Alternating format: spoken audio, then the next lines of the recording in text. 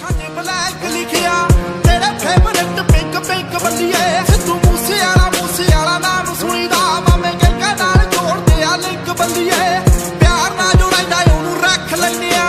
ਕਰਦਾ ਜੋ ਕਦੀ ਉਹਨੂੰ ਚੱਕ ਲੈਨੇ ਆ ਗੱਲੋਂ ਗੱਲਬਾਤ ਹੁੰਦੀ ਨਾ ਪਤਾ ਨਹੀਂ ਲੱਗਣਾ ਇੱਕ ਵਾਰੀ ਹੋਰ